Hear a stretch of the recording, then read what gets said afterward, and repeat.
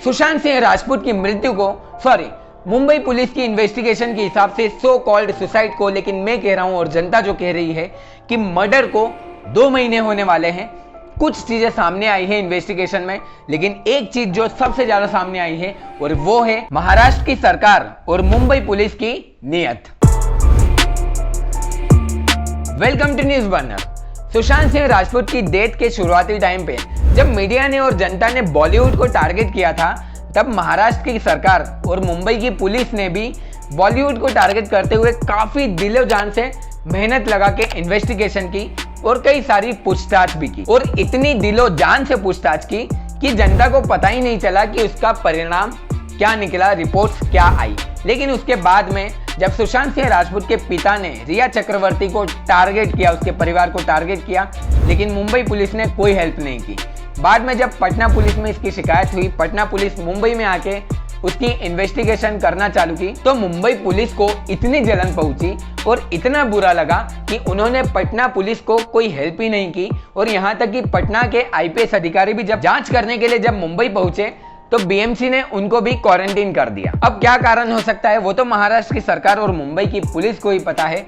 कुछ बातें ऐसी थी जो वो हटाना चाहती थी, सबूत मिटाना चाहती थी और जनता से छुपाना चाहती थी। लेकिन अब केस सीबीआई के हाथ में है, और जैसे कि महाराष्ट्र पुलिस रिया चक्रवर्ती और उसके परिवार को बचाती हुई आ रही थी, वैसे ही सीबीआई ने रिया चक्रवर्ती और उसकी फैमिली के साथ 2 लोगों के खिलाफ एफआईआर दर्ज की है। और भारतीय दंड संहिता यानी आईपीसी की धारा 306, 341, 342, 380, 406, 420 और 506 के तहत केस दर्ज कर दिया है। अब जैसे कि आपको पता है कि मामला सीबीआई के हाथ में है, तो मैं पर्सनली किसी को गुनहगार अभी नहीं बोल सकता हूं, दोषी नहीं ठहरा सकता हूं।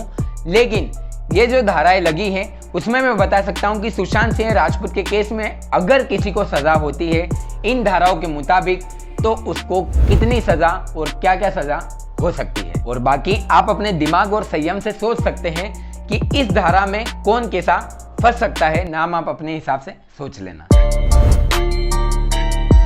तो आईपीसी की धारा 306 के हिसाब से अगर कोई व्यक्ति आत्महत्या करता है, तो जो भी व्यक्ति उस व्यक्ति को आत्महत्या करने के लिए दुष्प्रेरित या उकसाता है, तो ये एक क्राइम की कैटेगरी में आता है और ये एक गैर जमानती क्राइम है, यानी इसमें बेल होना बहुत ज्यादा मुश्किल है। और इसमें सजा की बात करूं तो अधिकतम 10 साल की सजा या फिर आर्थिक जुर्माना या फिर दोनों लग सकते हैं। सजा में जेल हो सकती है। आईपीसी की धारा 341 के हिसाब से अगर कोई व्यक्ति किसी व्यक्ति को रोकता है या फिर गलत तरीके से उस पर अंकुश लगाना चाहता है, तो ये भी एक क्राइम की कैटेगरी में आता है। और इसमें सजा की बात करूं तो 1 महीने की जेल या फिर आर्थिक दंड यानी कि जुर्माना या फिर दोनों हो सकते हैं।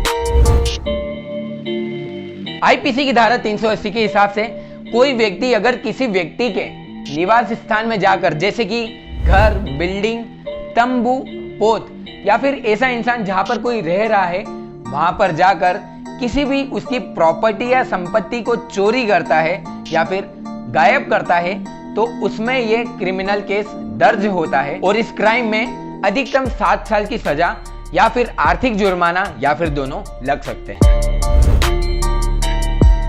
आईपीसी की धारा 420 के हिसाब से अगर कोई व्यक्ति खुद के फायदे के लिए या दूसरे की संपत्ति हड़पने के लिए उस दूसरे व्यक्ति के साथ छल कपट या धोखाधड़ी करके उसकी प्रॉपर्टी को हड़पता है या प्राप्त करता है, इसके साथ में नकली साइन करके या फिर किसी भी तरह से मेंटली या फिजिकली जैसे भी टॉर्चर करके अगर वो उसकी संपत्ति प्राप्त करता है, तो ये भी एक क्राइम की श्रेणी में यानी क्राइम की कैटेगरी में आता है। अगर इसमें सजा की बात करूं तो इसमें अधिकतम 7 साल की जेल या फिर आर्थिक जुर्माना या फिर दोनों लग सकते हैं। लेकिन इसमें सजा या जुर्माना उस क्राइम की संगीनता को देखकर ही दी जाती है। यह एक गैर जमानती क्राइम है, लेकिन जज की परमिशन के बाद इसमें बेल मिल सकती है।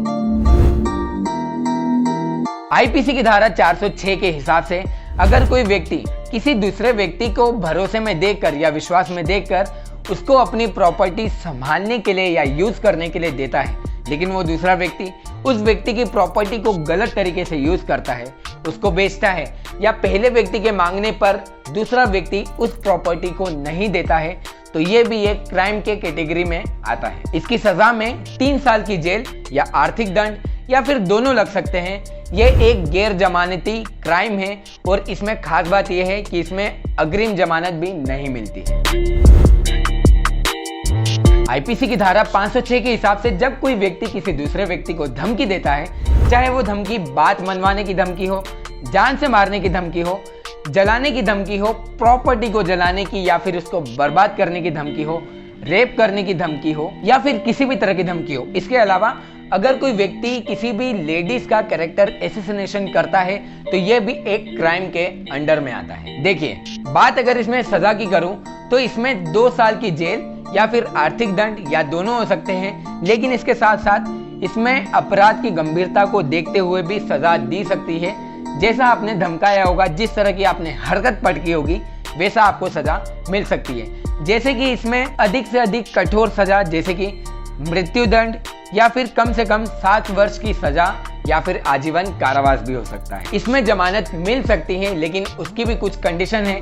लिंक मैं इन सब की डिस्क्रिप्शन में दे रहा हूं, आप वहां पर जाकर पढ़ सकते हो आसानी से। तो अब मैंने आपको बता दिया है कि अगर ये सब धाराएं सीबीआई ने जो लगाई है ये सब चलती है, तो सुशांत सिंह राजपूत की मृत्यु में अगर कोई दोषी पाया जाता है तो उसको क्या सजा इसके हिसाब से हो सकती है। किसको होगी किसको नहीं होगी वो आप डिसाइड करो, आप भी मत करो, क्योंकि वो लोग भी परेशान होंगे। ये काम सुप्रीम कोर्ट को और सीबीआई को करने दो, वो इसकी जांच कर रही है। हम सब इसको देख सकते हैं और अपना पक्ष रख सकते हैं। अगर ये वीडियो अच्छा लगा हो तो वीडियो को लाइक करना, शेयर करना, कमेंट करना, और अगर चैनल पर नए आए हो तो चैनल को सब्सक्राइब करके ही जाना। मुझे नहीं पता यार, चैनल को सब्सक्राइब करो, क्योंकि बहुत सारे लोग आप लोग आते हो चैनल को सब्सक्राइब नहीं करते हो। आने वाले वीडियो की नोटिफिकेशन फिर आपको कैसे मिलेगी। मिलते हैं अगले वीडियो में। जय हिंद।